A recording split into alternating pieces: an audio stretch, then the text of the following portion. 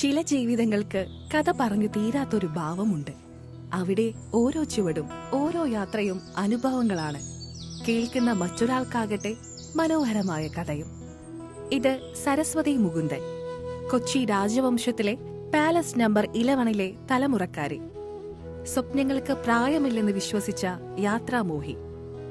ആദ്യമാദ്യം ഭർത്താവിനോടൊപ്പം അദ്ദേഹത്തിന്റെ ഔദ്യോഗിക യാത്രകളിൽ അവളുമൊപ്പം കൂടി.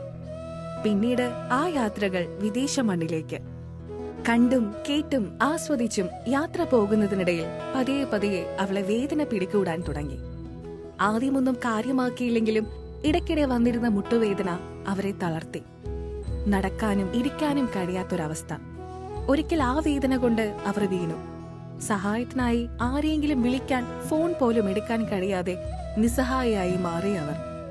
ആ സമയമൊക്കെയും താൻ കടന്നുപോയത് വല്ലാത്തൊരവസ്ഥയിലൂടെയാണെന്ന് ഓർത്തെടുക്കുകയാണ് സരസി. 2024 ഒക്കെ ആയപ്പോൾ തീരെ ഇമ്മൊബൈലായി ആൻറ്റി. അതായത് ഒരു അടി വെക്കണമെങ്കിൽ തന്നെ ഭയങ്കര ബുദ്ധിമുട്ടായി. വാക്കിംഗ് സ്റ്റിക്ക് വെച്ചിട്ടും ഒന്നും പറയാൻ പറ്റില്ല. ഓരോ സ്റ്റെപ്പിലും ഇങ്ങനെ എന്ന് പറഞ്ഞ് ഗ്രിമേസ് ചെയ്യണ ആ ഒരു സ്റ്റേജ് ആയിരുന്നു ആള്. കഴിഞ്ഞ 5 വർഷമായി കാൽവേദന സരസി അമ്മയെ വലയിച്ചു. നടക്കാൻ കഴിയാത്ത അവസ്ഥ. യാത്രകളുടെ ഓർമ്മ പോലും വേദനയാകാൻ തുടങ്ങി. തന്നെ രോഗം തളർത്താൻ സമ്മതിക്കില്ലെന്ന ഉറച്ച നിശ്ചയദാർഢ്യത്തോടെ അവർ ഇന്ത്യയിലെ മികച്ച പല ഹോസ്പിറ്റലുകളിലെയും ഡോക്ടർമാരെ സന്ദർശിച്ചു. വിദഗ്ധ ചികിത്സകൾ തേടിയെങ്കിലും വലിയ ചിലവും വിശ്വാസക്കുറവുമാണ് അവർ അനുഭവിച്ചത്. ആ ഇടയ്ക്കാണ് തന്റെ ബന്ധുവഴി അവർ മാക്സ് കെയർ ഹോസ്പിറ്റലിലെ ഓർത്തോപീഡിക് സർജനായ ഡോക്ടർ പ്രേംകുമാറിനെ കുറിച്ച് അറിയുന്നത്. പ്രേംകുമാർ സാറാണ് ഇപ്പൊ പറഞ്ഞാല് കേരളത്തില് ഏറ്റവും നമ്പർ 1 ഈ നീ റീപ്ലേസ്മെന്റ് സർജറി എന്ന് പറഞ്ഞാൽ അദ്ദേഹത്തെ കഴിഞ്ഞിട്ടേ ഉള്ളൂ വേറെ ഏതെങ്കിലും ഡോക്ടർ. അപ്പൊ ഞാൻ അപ്പോഴേ പറയണ്ടായിരുന്നു വല്യമ്മടുത്ത്. കാരണം സാർ അന്ന് ഷൊർണൂർ ക്യാമ്പ്സിനൊക്കെ വന്നിരുന്നു. അപ്പോൾ സാറിന്റെ ഈ നീ റീപ്ലേസ്മെന്റ് സർജറി പ്രോസസ്സ് വളരെ ഹൈലൈറ്റ് ചെയ്തിട്ട് സാർ എക്സ്പ്ലെയിൻ ചെയ്യണ്ടായിരുന്നു എല്ലാവരുടെ അടുത്തും. കുറെ പേര് പോയി സക്സസ്ഫുള്ളി അത് ചെയ്ത് വന്നിട്ടുമുണ്ട് ഷൊർണൂരിൽ. അപ്പൊ ആന്റിയുടെ അടുത്ത് വല്യമ്മയുടെ അടുത്ത് പറയുമ്പോൾ വല്യമ്മ അത് നോ പറഞ്ഞിട്ട് ഇങ്ങനെ പ്രൊക്രാസ്റ്റിനേറ്റ് ചെയ്തുകൊണ്ടിരിക്കുകയായിരുന്നു. ഇങ്ങനെ നാളെ പിന്നെ ചെയ്യാം. അല്ല, എനിക്ക് പേടിയുണ്ടായിരുന്നു. ഞാൻ ഇതുവരെ ഹോസ്പിറ്റലിൽ കടന്നിട്ടില്ല. ഒരു നൈറ്റ് ഞാൻ രാത്രി കടന്നിട്ടില്ല.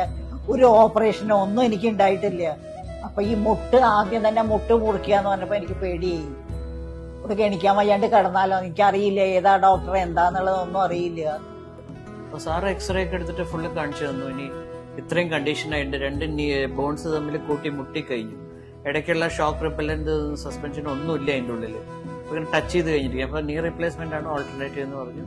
അപ്പൊ തന്നെ പിന്നെ നമ്മൾ ലേറ്റ് ആക്കാൻ നിന്നില്ല. സർജറി ഇമ്മീഡിയറ്റ് ചെയ്യാന്ന് പറഞ്ഞിട്ടാണ് റൈറ്റ് നീ ഫസ്റ്റ്. ഇപ്പോൾ 90-ാം വയസ്സിൽ സരസിയമ്മ വീണ്ടും നടക്കുന്നു, വീണ്ടും വിശ്വസിക്കുന്നു, വീണ്ടും ജീവിക്കുന്നു. തന്റെ പുഞ്ചിരിക്ക് കാരണമായ മാക്സ് കെയർ ഹോസ്പിറ്റലിന്റെ പരസ്യത്തിൽ അഭിനയിക്കുന്നു. ഇത് ഒരു ചികിത്സയുടെ വിജയം മാത്രമല്ല, ജീവിതത്തെ വീണ്ടെടുക്കാൻ തയ്യാറായ ഒരുത്തിയുടെ ആത്മവിശ്വാസത്തിന്റെ പ്രകടനമാണ്. ഇത്രയും ഓൾഡ് ആയിട്ടുള്ള പേഷ്യൻസിനെ റെയർ ആയിട്ട് ഡോക്ടർ ചെയ്തിട്ടുള്ളൂ. മീൻസ് കമ്പയർ ചെയ്യുമ്പോൾ ഒക്കെ 80s പേഷ്യൻസ് ആണ്. പക്ഷെ 90യോട് അടുക്കുന്ന ഒരു പേഷ്യന്റിനെ ഡോക്ടർ ചെയ്തിരിക്കുന്നത് വിത്തൗട്ട് എനി റിസ്ക് ചെയ്തിരിക്കുന്നത്. അതാണ് സാറിന്റെ സ്കില്ല്. അതിനെ പറ്റിയിട്ടുള്ള ഏറ്റവും നമ്മൾ അപ്രീഷിയേറ്റ് ചെയ്യേണ്ട കാര്യങ്ങൾ. തീർച്ചയായിട്ടും സാറിന് ഡോക്ടറിന് വേണ്ടിയിട്ടാണോ അഡ്വർടൈസ്മെന്റില് വല്യമ്മ ആക്ട് ചെയ്യുന്നത്? അതെ, അല്ലെങ്കിൽ ഞാൻ ചെയ്യില്ല. ഞാൻ ഡോക്ടർക്ക് വേണ്ടി മാത്രമാണ് ഞാൻ ചെയ്യുന്നത്. വേറെ ഒന്നിനും ഞാൻ നിൽക്കില്ല. ഞാൻ അതായത് ഡോക്ടറോട് ആദ്യം അപ്രിഹെൻഷൻ ഉണ്ടായിരുന്നല്ലോ സർജറിയുടെ. പക്ഷെ സർജറി കഴിഞ്ഞപ്പോ ആക്ച്വലി ഒരു റിലീഫ് കൊടുത്ത ഒരു എന്താ പറയാ നെക്സ്റ്റ് ഗോഡ് എന്നൊക്കെ പറയില്ലേ, ആ ഒരു ഇതായി എനിക്ക്. സരസിയമ്മ ഇനി കാത്തിരിക്കുന്നത് തന്റെ കൊച്ചുമകൾക്ക് വേണ്ടിയാണ്. പിന്നെ അവർ ഒരുമിച്ച് യാത്ര തിരിക്കും, താൻ ഇതുവരെ കാണാത്ത ഓസ്ട്രേലിയയിലേക്ക്.